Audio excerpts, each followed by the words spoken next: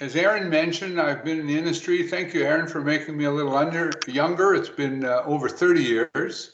And I have worked as an advisor, manager, and whatnot. And I have great respect for the people on this line who are out there in the trenches, making things happen for their client, making things happen for their companies.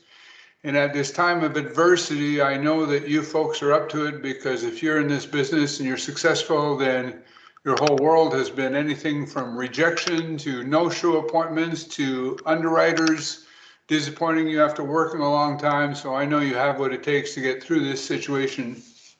And I thank you all for the work that you're doing, which is very important, making a difference in people's lives. And hopefully I can help you today to do that even better. So basically, you've probably had a chance to read this slide over and over again. So I will attempt to go to the next slide. Oh, is that better now? Yes. You're seeing the entire screen now instead of the split screen, am I correct? Yep. All right, so there we go. I just had to click a button. So in the agenda today, I'm going to talk about a few things, talking about what would happen if we had no commissions, if you had to charge fee-based. And I'll explain a little bit as to why I want to have a little bit of discussion around that. Talk about different types of advisors who can fall into 3 different categories: finder, grinders, and minders. And I'm going to talk about how you can identify situations where large life insurance policies are really a great solution for your best clients. How, once you've identified those people, how do you pique their interest so that they want to find out more?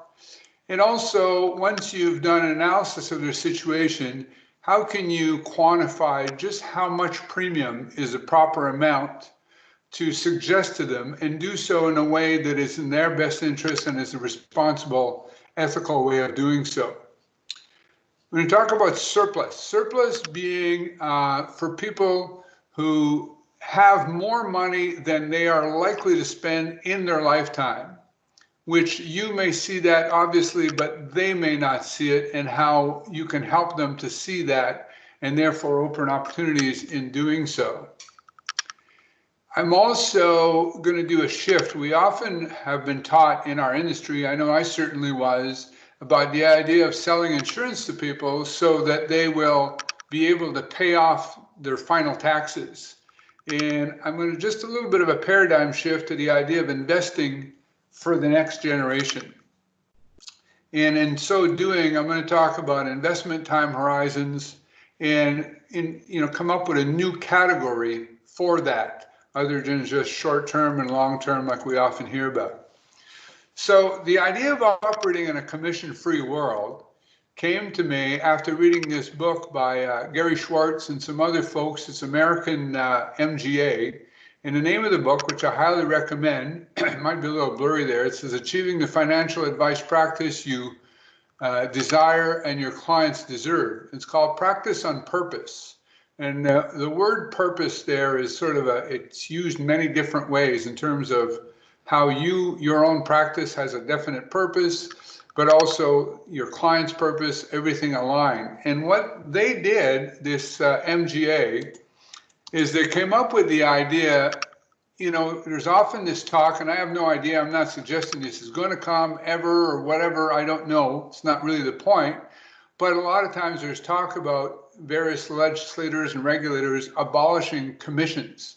And so they said, what would we do? How would we operate if, in fact, we were in a commission-free, fee-based world where you didn't get paid for selling products, but you got paid for financial planning? So we don't know what the future holds, but it's certainly food for thought. So what they did is they split up part of their agency and basically said, we're going to have these folks not work for commissions, but charge for advice. In other words, they decided, let's do it before the regulators force us into it. And the result, interestingly, is that part of their agency actually wound up earning more than they had been earning charging commissions. And of course, part of what that book is about is the idea that down the road, you want to sell your practice to somebody else. And that's one of the other results, that their practices had higher resale values. So basically, I'm going to tell you about why I believe financial planning, comprehensive, proper financial planning, is the way to go in this marketplace. Now, having said that, I will concede that not all clients want a comprehensive financial plan, and that not everyone maybe needs it or even is desirable. So I use the saying, one of my very first mentors when I was a brand new advisor, my very first manager, a man by the name of John Dreadhart, said to me, Rick, he said, you don't get paid to sell life insurance, you get paid to find people who want life insurance. And that's been very valuable to me over the years, to remember what I'm doing is to not try to convince people of something they don't really want, but rather to do the prospecting. Well, if you replace the word insurance above with the word planning, it's going to help you to filter your client base in a different way. Which ones of your clients truly value financial planning? Find out who they are, ask them. So a little bit of a tangent to come back. So why is there's different types of advisors, and managing advisors over the years, I've seen a lot of truth to that. So you talk about finders, minders, and grinders. And the idea is a finder is a person, a classic prospector. He or she has a sense of urgency, transactional, they're usually good closers, but sometimes they might have issues with service, and sometimes the whole idea of longer planning cycles is something that they find, I heard somebody say one time, I don't get paid to do financial plans, I get paid to sell products. And that's sort of the mindset that they tend to have. And these people often will be surviving and doing quite well in the industry because they do have that sense of urgency. But sometimes a weakness is a strength that's overused. They may not be as successful as they could be. Now, minders is somebody who's highly customer service focused. They build strong relationships, they're very referable, they tend to have really great persistency, whereas sometimes the finders who may be harder closers maybe have issues with the persistency of their business. On the other hand, the minders, sometimes they need to develop greater sense of urgency and closing skills. And then grinders, this is the analytical person. They have a planning approach. They can uncover large opportunities bypassed by the finders and the minders. They can have a longer sales cycle, and they often get larger sales, but their downside can be that they can fall prey to analysis paralysis. So ideally, the ideal advisor would be all three. But the reality is that very few people are all three. It's typically that you're one or at the most two or the other. In a good practice, you really want to identify which one, where do you fall into, and either you hire as part of your team or you collaborate with the other two, because these three together really are going to have, they're going to be good prospectors, they're going to find people to talk to, their appointment book's going to be full. By the way, can you see my mouse as I'm pointing at things? You can? Okay. And then minders, of course, are going to help with client service and keeping the persistency, and the grinder is going to help them to uncover the really large opportunities. So how do I identify qualifying large cases? So business owners, and business owners, of course, includes professionals, because doctors, dentists, and other professionals, lawyers are, in fact, business owners. But not just, this person owns a business, but are they successful? And how do you identify this? Well, obviously, you've probably all heard this before. When you're first building a relationship with somebody, ask them about their business, ask them about how they started, how they've been into it. This is great. Business people love what they do, and they take great pride in what they've built. And you're liable to sit back and listen to people for quite a while as they tell you about their passion. But then key questions is, are you incorporated? So if people have incorporated, now they may have done so for liability reasons, but in many cases, if they're incorporated, it's key to the idea that they're maybe making more money than what they're actually spending from their business. So that's a first clue to help you identify if this is a good client. So a key question is, does your business earn more than what you take out as either a salary or a dividend? So when you first meet with somebody, asking them how much they make can seem like it's very intrusive or even threatening, whereas this question is designed to not have them share any specific details, but just have an idea as to whether or not they are earning more, which means that they will have some money in their corporation or in a holding company that they're accumulating. So if they tell you, yes, my business earns more than what I take out as salary dividend, it's likely a good opportunity. Now, if the answer is no, because maybe the business is new or maybe they're in a struggling part or whatever it doesn't mean this is not still a good opportunity, because other than the various concepts and whatnot that Aaron tells you about, and part 2 will cover some of these concepts as well, there's just a good old-fashioned survivor needs covering business loans, buy-sell agreements, key person, their disability, their health insurance, etc. So either way, it still could be a great opportunity. But the first question, if it's yes, often will show that there's some large case opportunities. In my opinion, clients or advisors rather, who go out and immediately pitch some sort of a sophisticated insurance strategy before finding out some of those above things about the client, sometimes it works. As a matter of fact, I know people who have sold a lot of large cases, and they're basically just approaching affluent people and showing them big illustrations and asking them to buy it. And quite frankly, I've seen those people make some sales. I don't know that I would be real comfortable necessarily with that, because I'm not always sure if it's the right thing for the client, but it can work. Having said that, what I also see is people have painted themselves into a corner, and when they find that that strategy doesn't work for them, then they've painted themselves in a corner, and it's hard for them to go back to these other needs, which could also be great things, not just for yourself, but for your client. So what is a good opening line to ask people? Some of you, I would think many of you, have likely read various books by Nick Murray. If you haven't, anything by Nick Murray is something I would highly recommend. He knows a lot of different strategies on how to operate a good practice that I would highly recommend.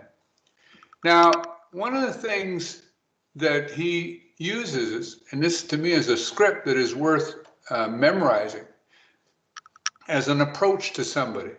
If I could show you at no cost and no obligation whether you are more likely to outlive your money or your money was more likely to outlive you, is that something you might be interested in? And it's something that often people will want to know about. And when I first heard this, I was managing insurance agents, and I was working with a company where our quotas were very much linked around the sale of insurance. And as much as I liked this, I thought, geez, I wish I could come up with something like this, but that was more oriented towards insurance. After working in our estate and financial planning department, I changed my mind about this, because I do think this is still the right question to ask for insurance, because this will eventually lead to not just investment, but insurance sales.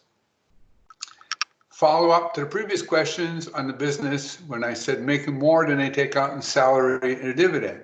If they say yes, then your answer is probably safe to say you're not real happy about how your corporate savings are being taxed.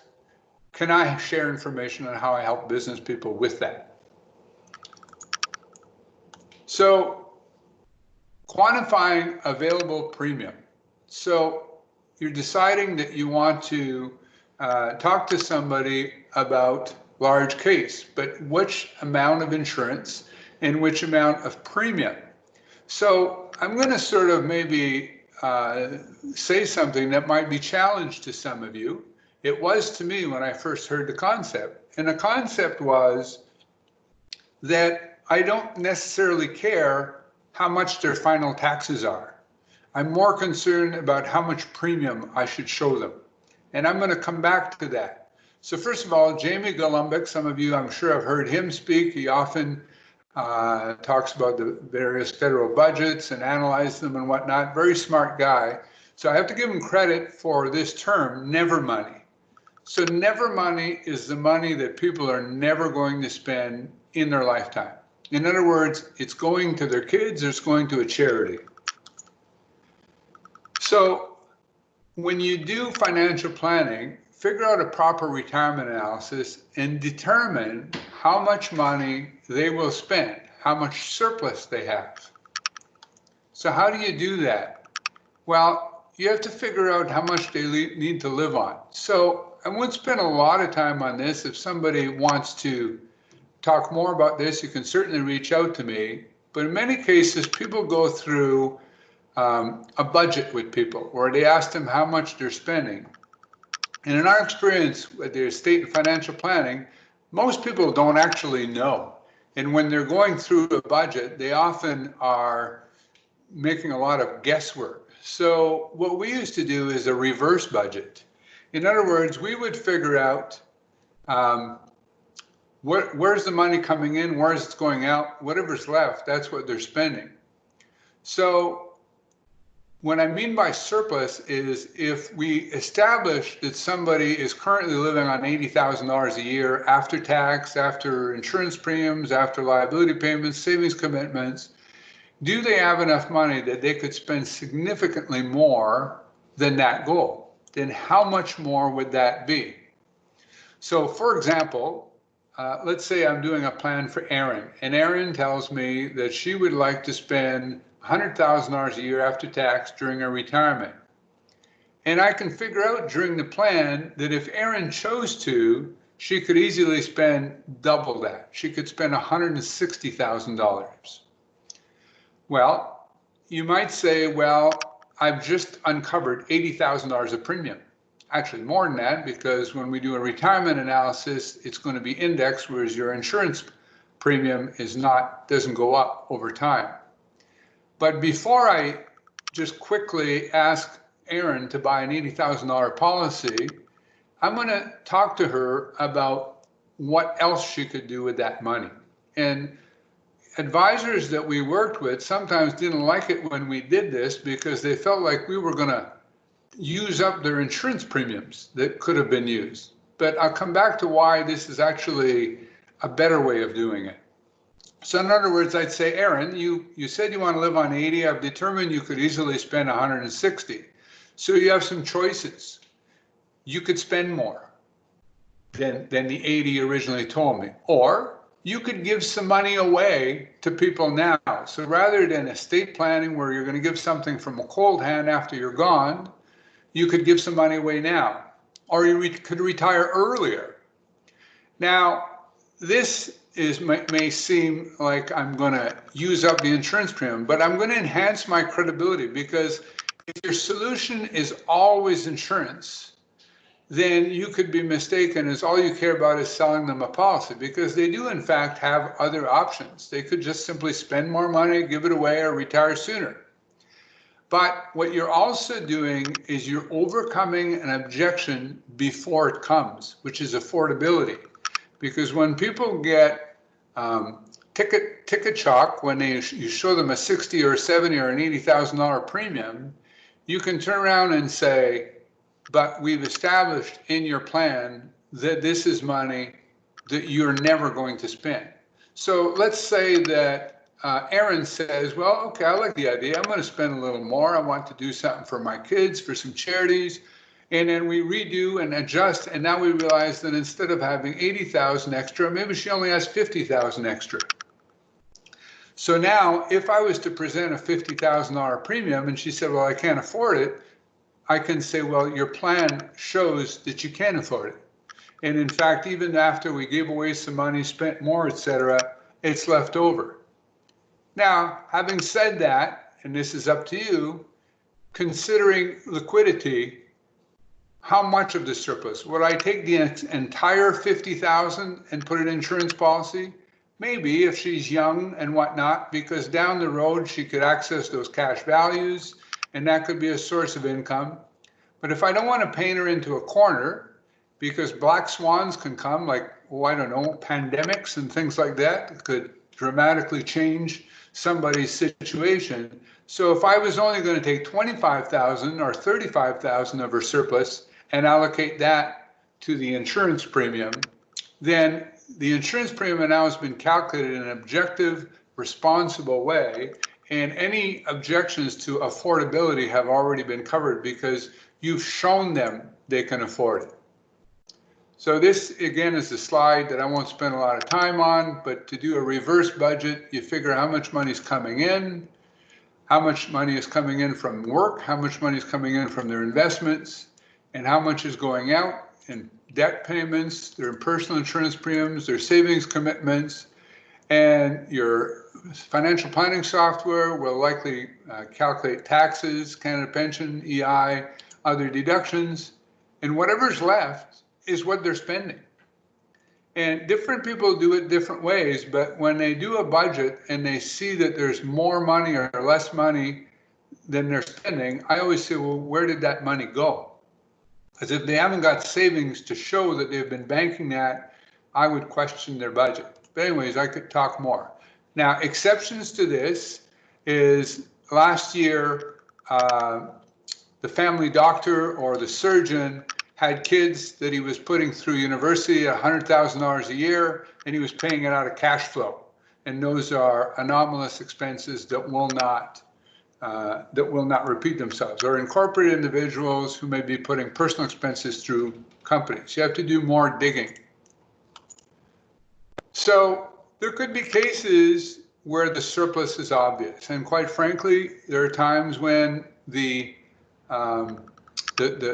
financial plan comprehensive may or may not be absolutely necessary, particularly if the client already sees it. In other words, if you have a doctor, they're living on $200,000 a year and they're putting $100,000 a year into their professional corporation every single year, that money's not earmarked for anything like buying another practice or anything like that, and they continue to eliminate it. They've already got $1 million in there, and they're getting to the point where the new tax laws, where they're making more than 50,000 of passive, is starting to hurt them. And it's pretty straightforward. You don't have to do an analysis that this person can benefit from insurance. Having said that, though, I like to tell a story. When I was with Estate and Financial Planning, we had a client that came to see his advisor, and this client was an accountant. And he knew about sophisticated insurance strategies, and he walked into the advisor's office. Literally, he'd looked the guy up. The guy was a prominent advisor, been around for a long time, and said, I want to buy a $200,000 life insurance premium. And to his credit, the advisor, rather than simply say, sign here, said, well, I'd be more comfortable if we did a full financial plan on you to make sure if this is truly the right thing for you. And that $200,000 case turned into $1 million case. Plus it turned into, I can't remember now, was it $50,000 or $100,000 case on each of his adult children as well. So my point is, sometimes, yes, you can do it without the financial plan, but a proper financial plan will get you everything that you should get.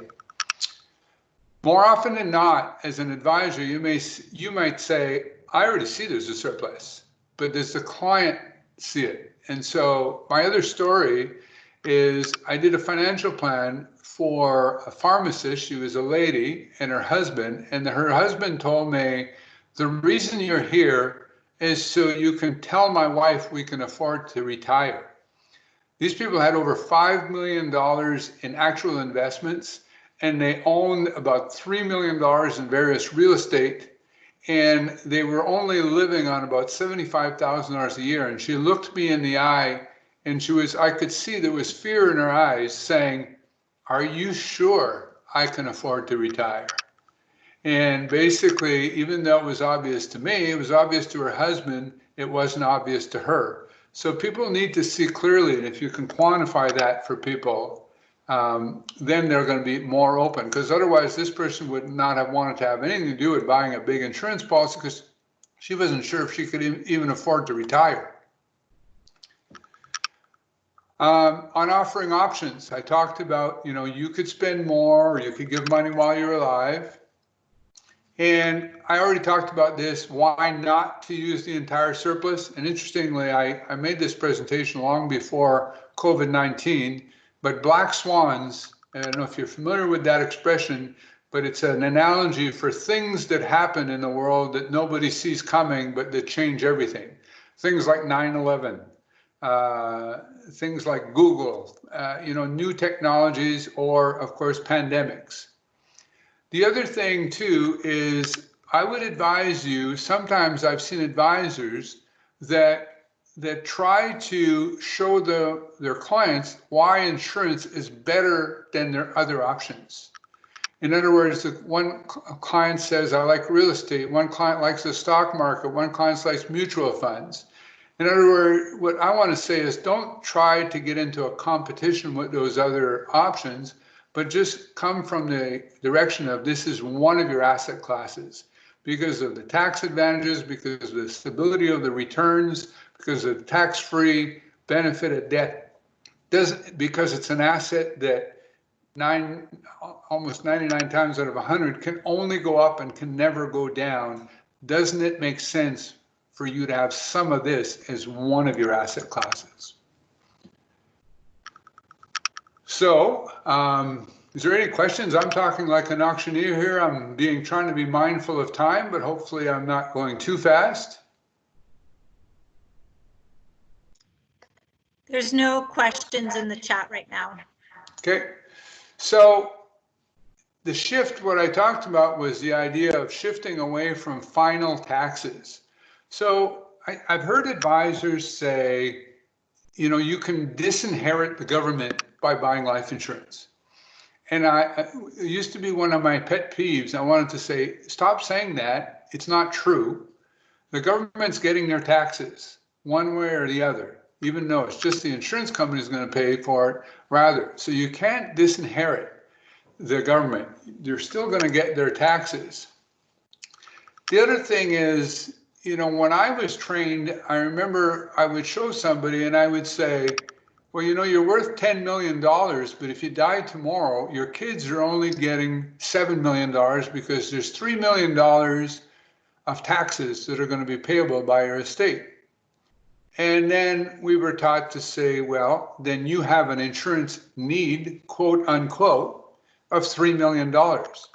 Well, to me, the word need is not used properly. It keeps underwriters happy because that's how they justify selling that large policy. But let's face it, if your kids are going to get $7 million, we're not talking about need. It's really wish. And a lot of them will go, well, they're getting $7 million. That's pretty darn good. And I've already done a lot for them. I put them through university. I helped them with down payments on their homes. I've lent them money, and last week was my birthday and none of them even called me.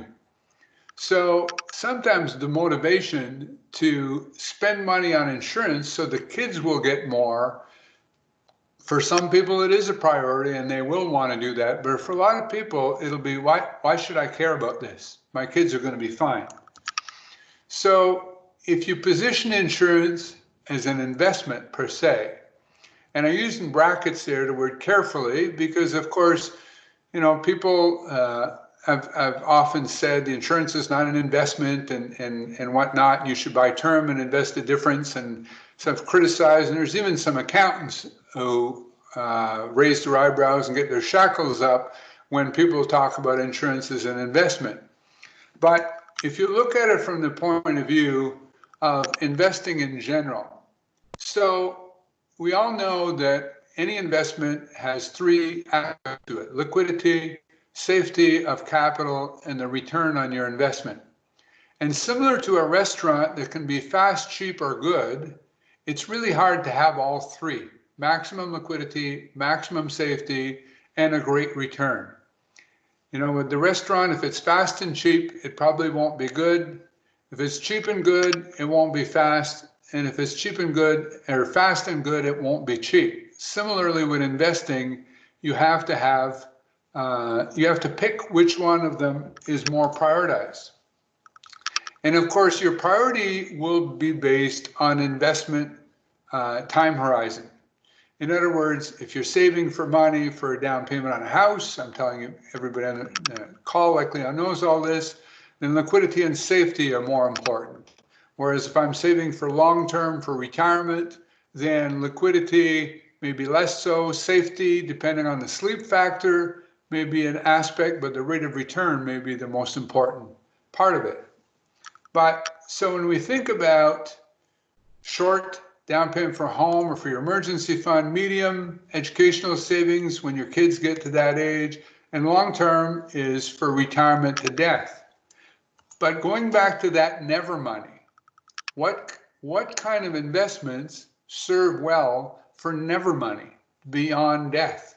Well, insurance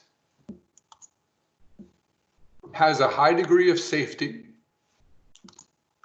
Insurance has a great rate of after-tax return, especially relative to virtually anything with low volatility. And with corporate savings, because of the way that corporate passive savings are taxed at close to the highest rate, and if the person is already making more than $50,000 of passive income, which means that their small business deduction is being reduced, it's even more valuable. But the downside to insurance, it has very limited liquidity, particularly in the early years, but it can provide significant tax efficient access to funds. In other words, people shouldn't be buying insurance. They should know they're not going to change their mind 3, 4, or 5 years. They're in it for the long run. And so as a result of that, for never money, it works really well.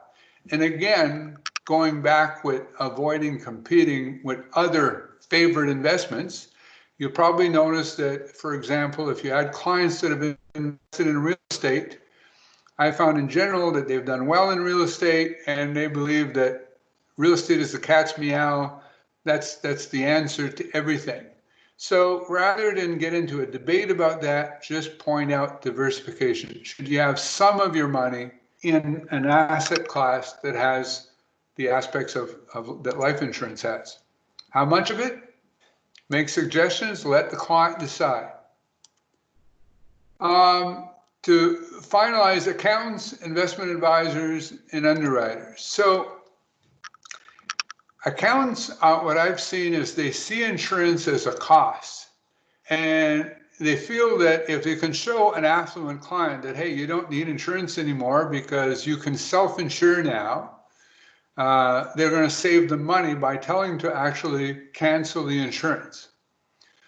Well, the only insurance you have that you know you're going to claim on is your permanent life insurance. Death is certain. Everybody plays, everybody wins.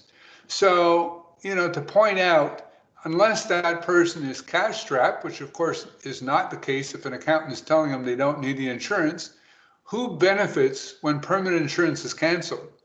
The insurance company does, because the cash values that they will get out of it, in order for them to invest that after tax and get as much as the insurance would have paid, almost never works out. So it's kind of a way of educating sometimes accountants who need to see that.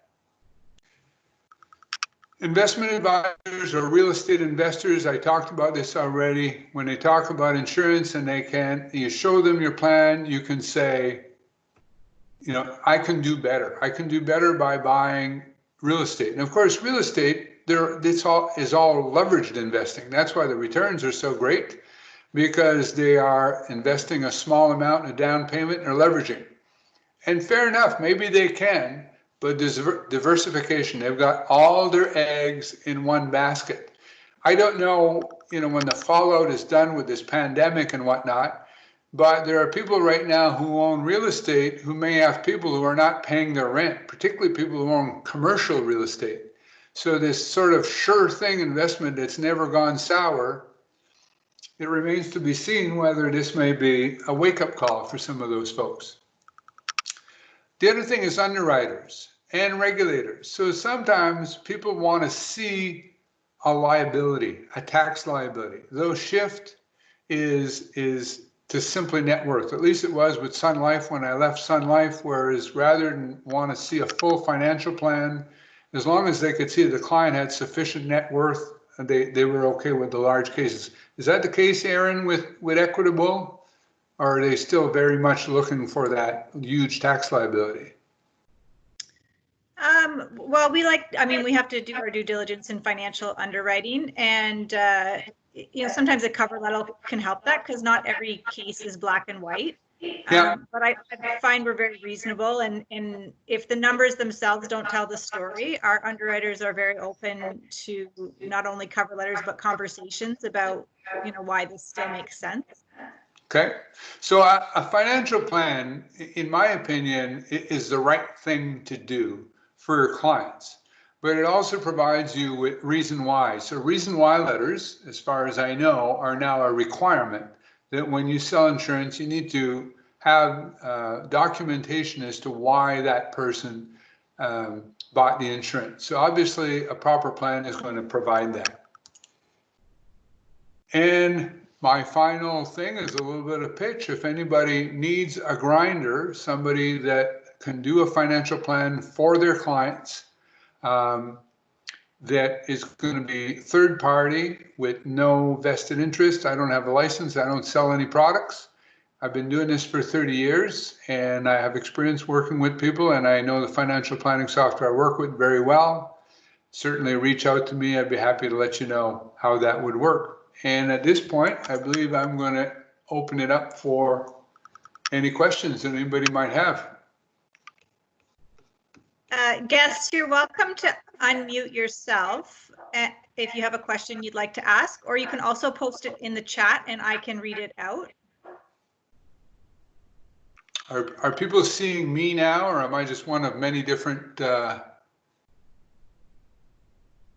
Anyone who has their camera on. Okay.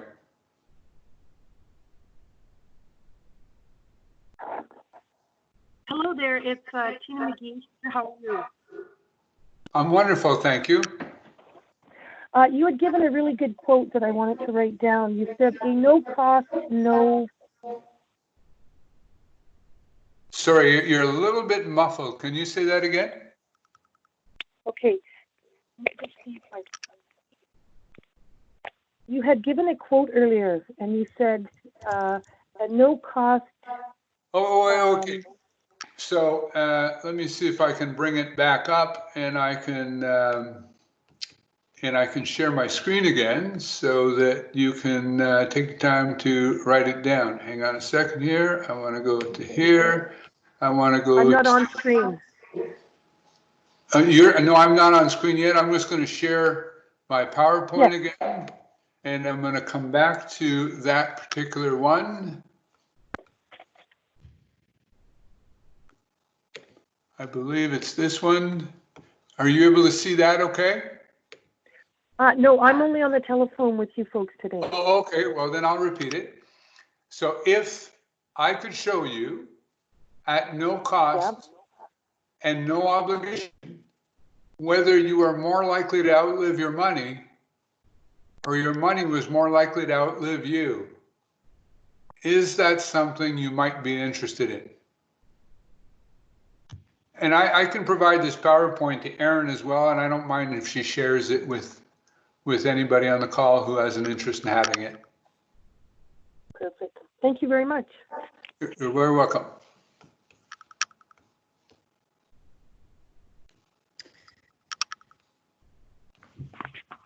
Richard, I think over the years, I can attest to you've seen a variety of scenarios with advisors, everything from, let's say, advisors who maybe are CFPs themselves and have the ability to do their plans, but source them out anyway, and then scale it right back to the brand new advisor who doesn't know what they don't know what they don't know, we used to say, right? So sometimes that courage factor is there to go out and prospect.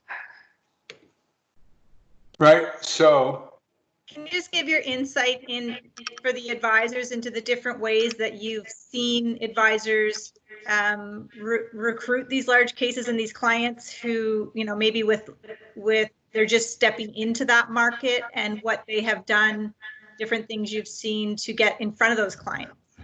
well, when I talked about finders, minders, and grinders, the finding part of it has to be done. Right, at the end of the day, minding, I mean, if you have been lucky enough to have access to a block of business, that's great. You can go within your own block or within a block that may have been allocated to you. But at the end of the day, you have to be out there, pounding the pavement, approaching people, whether it's on the telephone, various social media approaches and things like that. That part has to be done. The first foremost is to have a full appointment book, right? The old saying, see the people, see the people, see the people. And then once you have people to talk to, of course, is how do you pique their interest and, immediately just ask for a coffee meeting, a 20-minute meeting, make small requests. And first being able to just pique their interest and go. As far as, doing financial planning, if you do it yourself, I think you have to at one point invest the time to know how to do it, or at least have a good overview of it. But, going back to Nick Murray, one of his books was The Game of Numbers, and he said almost anything you do other than reaching out to clients for prospecting and making approaches can be used as an excuse to avoid reaching out to clients and making approaches. So as you're spending time in your financial planning software, you have to be very aware that you're taking time away from your prospecting activities. So I often, when I was training advisors, I'd say, you should know how to do this. And once you know how to do it, you should get somebody else to do it.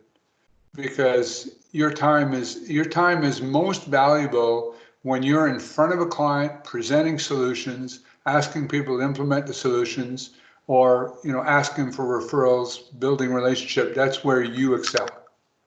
I don't know if that's answering your question or close to it.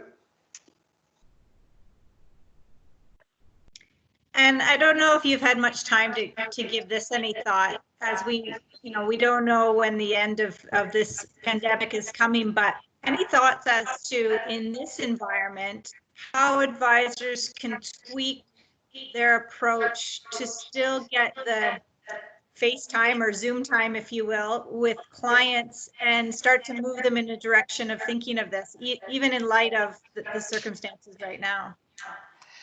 Well, certainly it's unprecedented what we're going through right now, right? So anything that I'm going to say is going to be based on, zero experience with this, because nobody can claim to have any experience with this. But what I definitely see as a plus, because I often said, you'll remember this, is that we've had the technology for a long time to be able to talk to people on computers. And advisors for years, you're trying to get people to come to your office, or you're driving out to their home and their offices. And I talked at the beginning about the fun part of no-show appointments and all these great things. And now, this new technology, if there's a silver lining in this, is I can talk to somebody, and if they're interested, rather than say, could you come by my office next Tuesday? It's, if you've got time now, I can share things with you right now.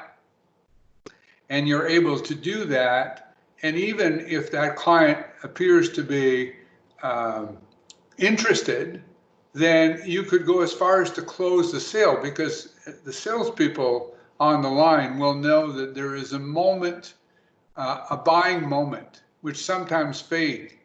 I often used to say, you're sitting with a client and you feel like they're almost ready to buy. They're just about to do it, and somehow or other you're not able to close the sale that night. And you agree that you're going to meet again in 2 weeks. But in 2 weeks, that moment has passed. You successfully disturbed them. You showed them a problem. You motivated them to action. But in 2 weeks, they're back to the good old procrastination, which is the reality that most of our clients are doing with. And so you have to rekindle. You can't just pick up where you left off. where they were almost ready to buy and say, well, have you thought about it? Are you ready to do it now? You have to step back, redo it all over again. Whereas now, or if you did have them on the phone, they were really interested, then compliance and logistical technical challenges would be, well, I can't, even if you wanted to buy right now, we have to get together. I need your signature. I need to be face to face. So this is an opportunity, I think, for everybody to be able to do that. I'm thinking if I went back as an advisor today with the idea that I never have to get in my car and drive anywhere. Like right now, I'm wearing a sports jacket, a shirt and tie, and I'm wearing jeans because I don't need to wear anything because I'm just from the shoulders up and I could do everything in front of the client. So this may be a silver lining, which I hope continues beyond this as more and more people are going to get used to this way of doing things. Yeah, I agree. Whether it's comfortable or not, it's the only way we can do business right now, and so there's lots of ways to get things done for sure. Well, I belong to a Toastmasters group. I belong to some community associations where I do volunteer work and whatnot. And the reality is that we've had no choice, as with anybody who belongs to any groups, but to go to this format. And there's no question that this format in some ways leaves something to be desired, but in other ways has a lot of advantages and a lot of things are better. For example, nobody had to all drive to Toronto for a conference to see speakers at the same time. They didn't even have to leave home. They just had to flash on their computer and do that. Think about the resources, time, the money that is spent by companies and individuals in order to go do things face to face across town, across the province, or across the world to do things, which really, if you think about it, a lot of it has been wasted when the technology was there, but we weren't ready for it. But now it's been forced on us. I think many of us are going to go, hey, we should have been doing a lot of what we do, not all of it, because nothing will replace face to face in some cases, but a lot of things will be sitting there and saying, we should have been doing it this way all along. Yeah, I think we've come. I've seen a lot of people come a long way in a short period of time with using technology, and again, because we have no choice, I think it's a good time to dig in. And so I'll follow that up by saying I've offered, many of you know our non-face-to-face platform, but I'm happy to do a one-off anytime. So just reach out if you'd like to schedule that with myself. I will send a follow-up email with Richard's contact information, as well as a summary of today and some tips. And I think that we can all say it's fairly successful if you've picked up a couple things today. I think if we always walk away with a couple of learnings, that's a win. Again, I appreciate your time today, and I have my next guest here tapping me on the shoulder, if you can see that. My 7-year-old is in need of something here. So with that said, I'll wrap up today. I will send a follow-up email. Thank you very much, Richard, for your time today, and many of you are going to be joining me on Thursday afternoon, where my advanced case manager, Brent Swatik, will be joining us for a more concept product type presentation. It'll be the same format. There'll be lots of opportunity for question and answer. So I look forward to seeing you then. I just one sec, I see it, one chat. Oh, just a thank you. So no questions in the chat, but I have had some people text me, Richard, and ask for your contact information. So I will send that out as well. Yeah, if anybody has questions after the fact, by all means, feel free to reach out. I'm happy to help if I can. Okay, thanks very much. And thanks again, everyone, for your time.